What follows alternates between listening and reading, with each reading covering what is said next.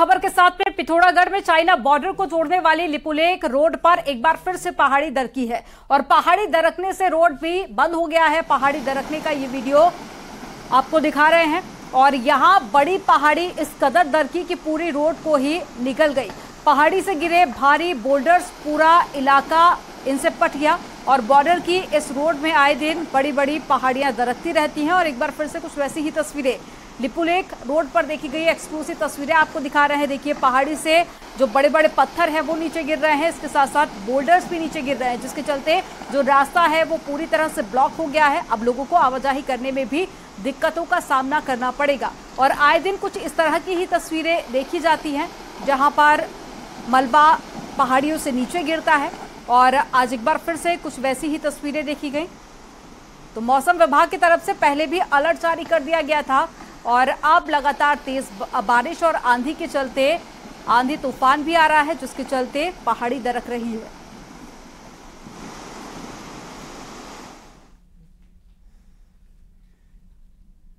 और अब बात आज की एक और बड़ी खबर की। मुख्यमंत्री पुष्कर सिंह धामी ने आज दिल्ली में प्रधानमंत्री नरेंद्र मोदी से मुलाकात की और पीएम मोदी को बाबा नीम करौली के चित्र उपहार के तौर पर दिया। उत्तराखंड का बासमती चावल भी भेंट किया। साथ ही उन्होंने प्रधानमंत्री को दिसंबर में होने वाले निवेशक सम्मेलन के लिए आमंत्रित किया। दोनों नेताओं के बीच तकरीबन 2 घंटे तक बातचीत हुई है। इसमें यूसीसी, जोशीमठ आपदा समेत कई मुद्दों पर बातचीत हुई। इसी के साथ सीएम ने कहा कि जामरानी बांध परियोजना को स्वीकृति दिलाए जाने का आग्रह उन्होंने प्रधानमंत्री से किया है। लगभग 1.5 लाख करोड़ की योजनाएं सब मिलाकर उत्तराखंड के अंदर चल रही हैं। उन्हीं सब योजनाओं के बारे में और कुछ योजनाएं जो हमारे उत्तराखंड के लिए जरूरी हैं, अपेक्षित है। लंबे समय से चूंकि जमरानी बांध योजना बनने की ओर तेजी से आगे बढ़ रही है, उसको भारत सरकार की स्तर पर स्वीकृति प्राप्त होनी है और जल्दी ही जो कैबिनेट की आर्थिक मामलों की कमेटी है उस कमेटी से स्वीकृति होनी। तो माननीय प्रधानमंत्री जी से मैंने अनुरोध किया है कि जमरानी बांध परियोजना को जल्दी से स्वीकृति प्रदान की जाए।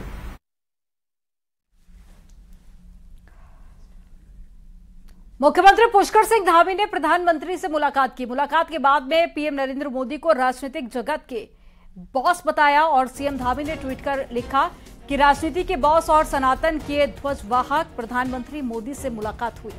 तो ये ट्वीट आपको दिखा रहे हैं जो कि मुख्यमंत्री पुष्कर सिंह धामी की तरफ से किया गया, जिसमें उन्होंने प्रधानमंत्री मोदी को सियासत का बॉस बताया।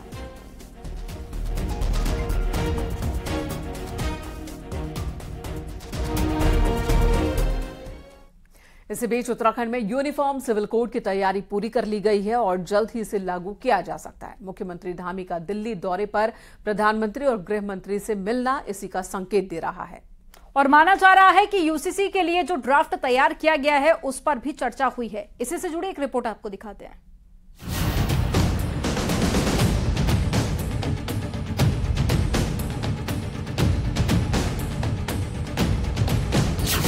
बरसों इंतजार के बाद वो घड़ी करीब आ गई है जब देश में सबके लिए एक समान कानून होगा और इसके लिए बैठकों का दौर भी खत्म हो चुका है और मंथन में निकला है एक देश एक कानून का सार, क्योंकि अब उत्तराखंड के साथ ही देश भी यूसीसी के लिए तैयार है। रायशुमारी का दौर बीत गया, ड्राफ्ट तैयार हो चुका है। बस इंतजार है उस घड़ी का जब सबसे पहले उत्तराखंड में यूसीसी कानून की शक्ल लेगा। केंद्र सरकार मानसून सत्र में इसे लेकर संसद में बिल पेश कर सकती है। उधर उत्तराखंड यूसीसी को लागू करने वाला गोवा के बाद देश का पहला राज्य बन सकता है, क्योंकि उत्तराखंड में यूसीसी का ड्राफ्ट तैयार हो चुका है।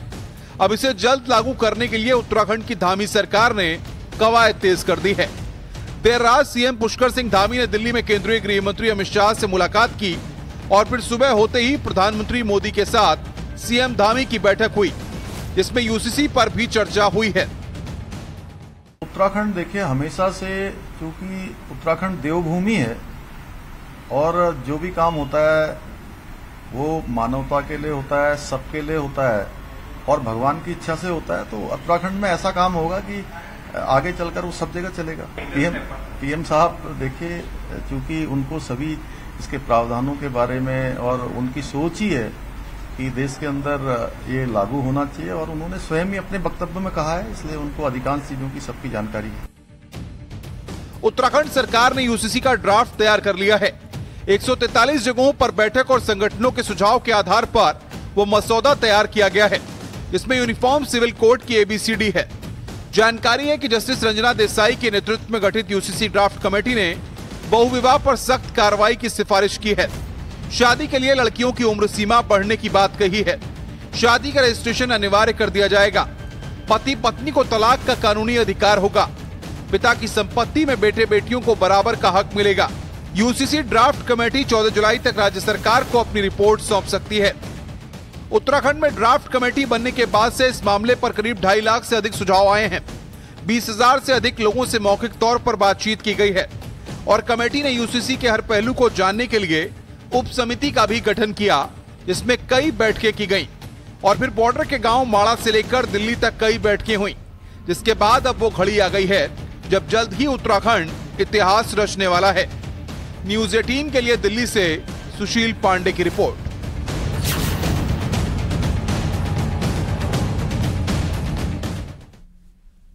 और यूनिफॉर्म सिविल कोड को लेकर धामी सरकार पूरी तैयारी कर चुकी है और अब आगे क्या हो सकता है वो भी समझिए। ड्राफ्ट सरकार को मिलने के बाद इसे कैबिनेट की बैठक में लाया जा सकता है और कैबिनेट से मंजूरी मिलते ही कानून को लागू करने की तैयारी होगी।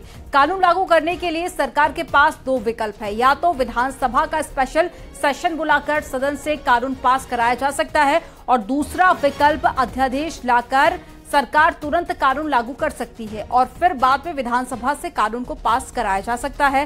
7 जुलाई को धामी सरकार की कैबिनेट की बैठक होनी है, जबकि 15 जुलाई को केंद्रीय गृह मंत्री अमित शाह का उत्तराखंड दौरा है। ऐसे में माना जा रहा है कि जुलाई में भी कानून लागू करने की प्रक्रिया शुरू हो सकती है।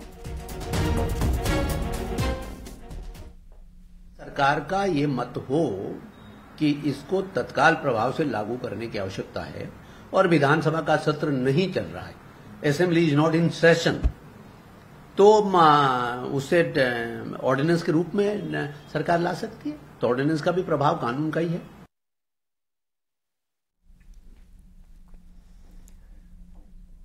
क्या सीएम पुष्कर सिंह धामी के दिल्ली दौरे के बाद उत्तराखंड में कोई बड़ी राजनीतिक हलचल होने वाली है? क्या सीएम धामी अपने मंत्रिमंडल में कोई बड़े बदलाव करने वाले हैं? और ये सवाल क्यों उठ रहे हैं, इसी से जुड़ी एक रिपोर्ट आपको दिखाते हैं।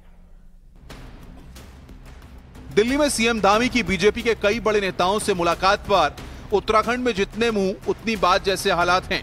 सीएम के दिल्ली दौरे को जहां बीजेपी के भीतर विधायक खुद के लिए एक अवसर की तरह देख रहे हैं, तो दूसरी तरफ पार्टी प्रदेश अध्यक्ष महेंद्र भट्ट ने भी अपने बयान से सस्पेंस बढ़ा दिया है। जहां तक मंत्रिपरिषद का विषय है, 4 मंत्री पद हमारे भरे जाने हैं। बहुत जल्दी मुख्यमंत्री का विवेकाधीन विषय है और स्वाभाविक रूप से बातचीत कर रहे हैं। सबसे बातचीत होगी, बहुत जल्दी इसका रिजल्ट हम सबके सामने होगा। दूसरी तरफ विपक्ष सीएम के दिल्ली दौरे के राजनीतिक मायने गिना रहा है।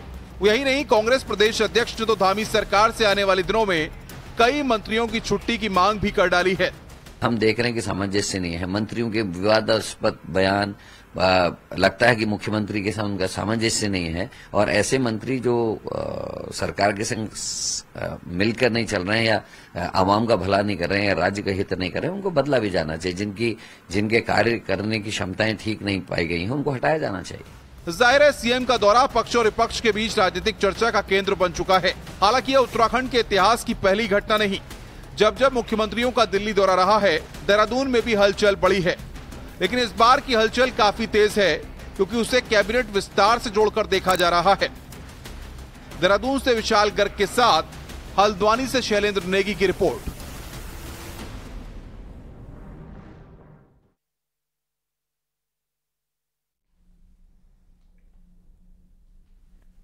– 2016 के लिए स्टिंग मामले के सभी आरोपियों पूर्व सीएम हरीश रावत, हरक सिंह रावत और उमेश कुमार और साथ ही मदन बिष्ट को पेश होना था और वॉइस सैंपल को लेकर कोर्ट में सुनवाई थी। लेकिन आज देहरादून की सीबीआई कोर्ट में पूर्व सीएम हरीश रावत और मदन बिष्ट के वकील पहुंचे और दस्तावेज दाखिल करने के लिए कोर्ट से समय मांगा, जिसके बाद में सीबीआई कोर्ट अब 15 जुलाई को मामले में फिर से सुनवाई करेगी।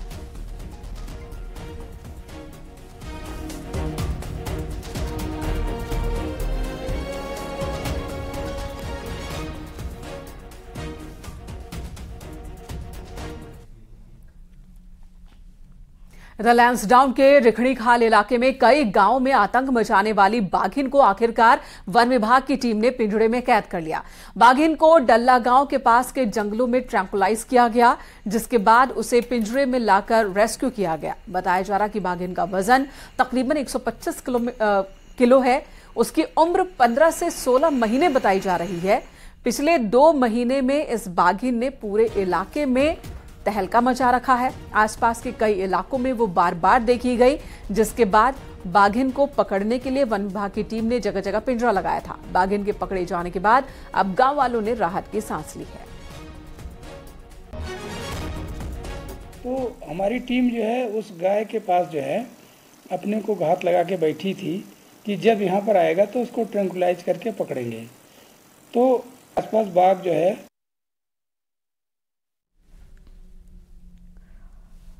धर्मनगरी हरिद्वार में आज से कांवड़ मेले की विधिवत शुरुआत हो गई है और कांवड़ मेले की शुरुआत के साथ ही हरिद्वार में बोल बम के जयकारे भी सुनाई देने लगे। मेले के पहले दिन हरिद्वार डीएम धीराज सिंह गबरियाल और साथ ही एसएसपी ने गंगा पूजन किया और मां गंगा से मेले को सकुशल संपन्न कराने की कामना की। आपको बता दें कि पूरा मेला क्षेत्र को 12 सुपर जोन, 133 जोन और साथ ही 153 सेक्टर में बांटकर अधिकारियों की तैनाती कर दी गई है। पुलिस, पीएसी के जवानों के साथ ही पैरामिलिट्री फोर्स भी तैनात की गई। कांवड़ यात्रा हमारी जो स्टार्ट हो गई है अब वो निर्विघ्न रूप से संपन्न हो और सोमवती अमावस्या का जो स्नान होगा बिना किसी परेशानी के अपना पूर्ण हो जाए। और इसके लिए पुलिस और प्रशासन की ओर से हमेशा की बात ही एक परंपरा रही है, जब भी कांवड़ यात्रा शुरू होती है तो हम लोग अपना पूजा अर्चना यहाँ पे हर की पैड़ी में करते हैं। कांवड़ मेले के दौरान हरिद्वार में जल पुलिस भी मुस्तैदी से काम कर रही है। मंगलवार को गंगा में नहाने के दौरान तेज बहाव में बह रहे 2 कांवड़ियों को पुलिस के जवानों ने बचाया। अलग अलग 2 घटनाओं में दिल्ली के 17 साल के लड़के और हरियाणा के हिसार से कांवड़ लेने आए एक 18 साल का लड़का हादसे का शिकार होते होते बचा। दोनों ने नहाने के दौरान गंगा के तेज बहाव में दोनों बहने लगे थे। पुलिस के जवानों ने तुरंत ही गंगा में छलांग लगाई और दोनों को सुरक्षित निकाला गया। पानी से बाहर आने पर कांवड़ियों ने पुलिस को धन्यवाद अदा किया।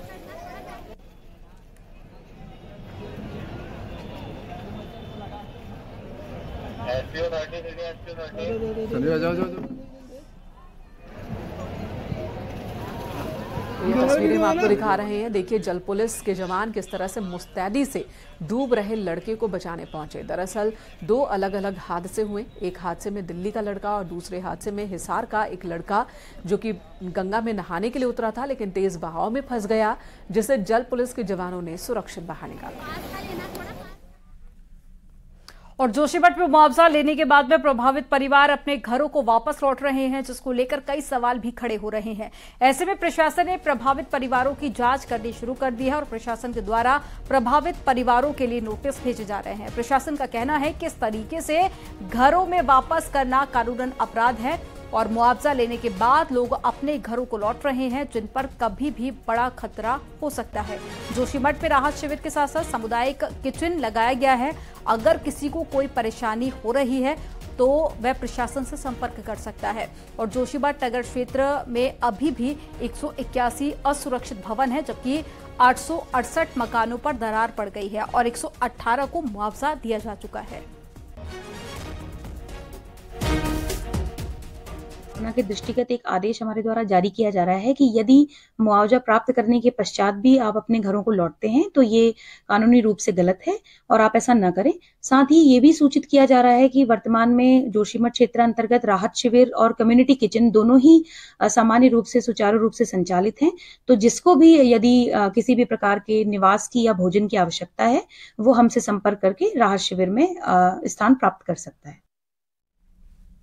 उधर उत्तरकाशी में यमुनोत्री राष्ट्रीय राजमार्ग पर ओरछा बैंड के पास भूधसाव की स्थिति बन गई है। अब इसे ठीक करने का काम चल रहा है, जिसके लिए जगह जगह हाईवे को 1 हफ्ते के लिए बंद किया जा रहा है। 6 घंटे दिन में हाईवे बंद रखा जाएगा ताकि यहां पर कंस्ट्रक्शन का काम हो सके। 10 जुलाई तक हाईवे पर सुबह 10 बजे से शाम 4 बजे तक आवाजाही बंद रहेगी। हालांकि इस दौरान यात्रियों को परेशानियों का सामना भी करना पड़ सकता है।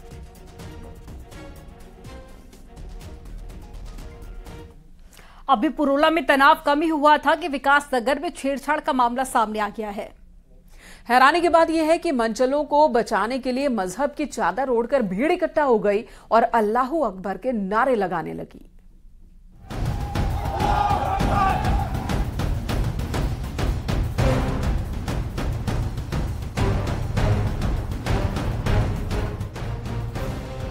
ये पाक अल्फाज नापाक हरकत के बाद गूंज रहे हैं। शोहदे मंचलों के लिए उम्मीद भीड़ अल्लाह के नारे लगा रही है।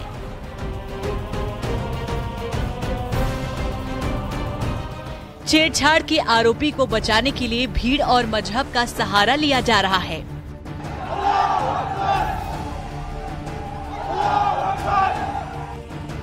तस्वीरें देहरादून के विकास नगर की है और इस भीड़ के इकट्ठा होने की वजह है छेड़छाड़ के आरोपियों को बचाना। हालांकि पुलिस की सक्रियता के चलते भीड़ को वापस खदेड़ दिया गया।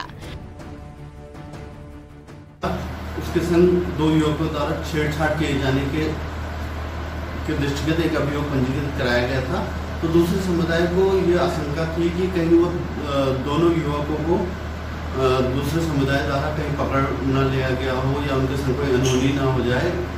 चूंकि वो घर नहीं पहुंचे थे, इस कारण उनको आशंका के दृष्टिगत उनके द्वारा ऐसा किया गया। वर्तमान में हमारे द्वारा दोनों अभियुक्तों की गिरफ्तारी कर ली गई है।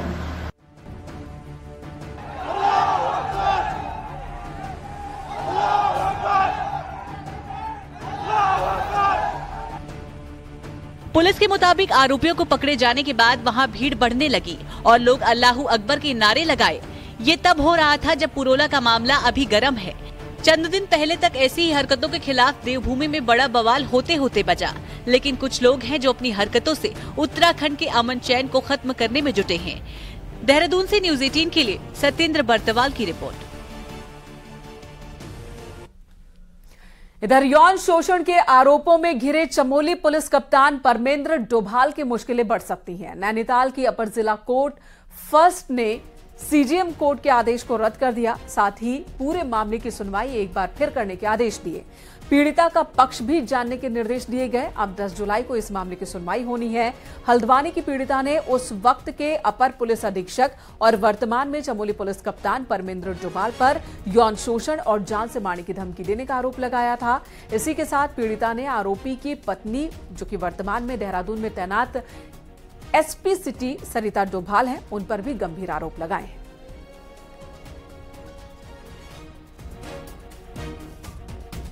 जो पुलिस ने एफआईआर लगा दी थी, उस पे जिला कोर्ट ने कई पॉइंट ऐसे निकाले हैं, कई उसमें चीज़ें हैं जो पुलिस वालों ने जानबूझ के मेरे सबूतों के साथ छेड़छाड़ किया था, लोकेशन और टाइमिंग के साथ भी छेड़छाड़ किया था, जो जिला कोर्ट ने इस चीज़ को सामने निकाला है।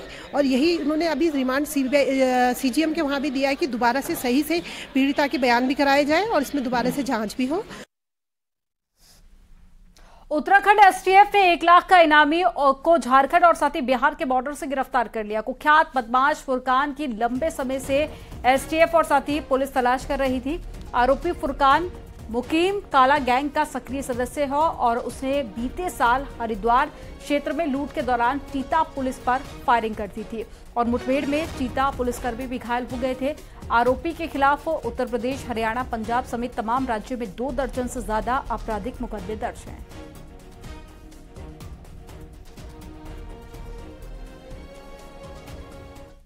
इधर जोशीमठ के रेगड़ी गांव में एक अज्ञात शख्स को पकड़कर गांव वालों ने पुलिस के हवाले कर दिया। बताया जा रहा है कि यह शख्स भैरवनाथ मंदिर के आसपास घूमता हुआ मिला था। अज्ञात व्यक्ति पर शक होने के बाद पुलिस को जानकारी दी गई। पुलिस ने मौके पर पहुंचकर इस शख्स को जोशीमठ थाने ले गई अपने साथ। इसके पास से चोरी के कई सामान बरामद हुए हैं।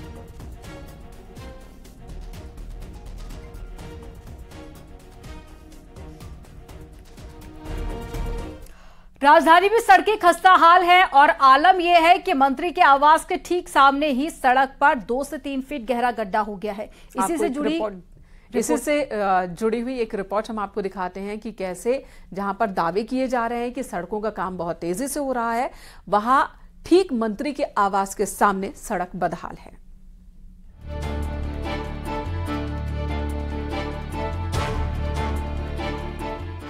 स्मार्ट सिटी के काम राजधानी देहरादून में चल तो रहे हैं, लेकिन राजधानी कितनी स्मार्ट है इसका आलम मंत्री जी के घर के ठीक सामने इस गड्ढे से लगाया जा सकता है।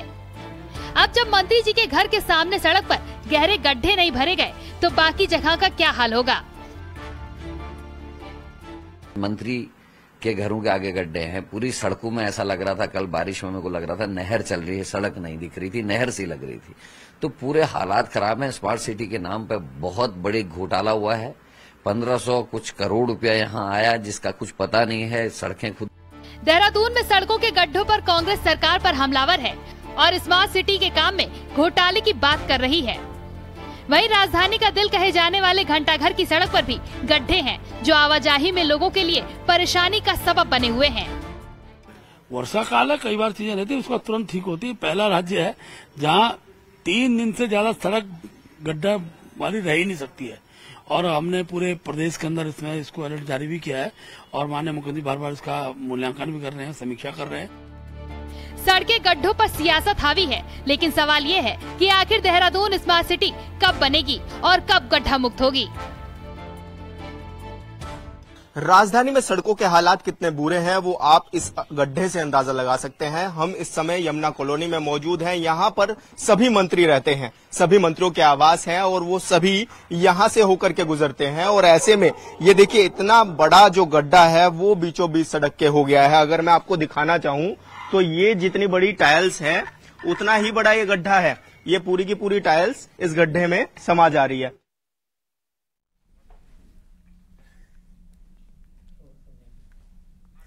और चलिए अब नजर डाल लेते हैं पहाड़ की 10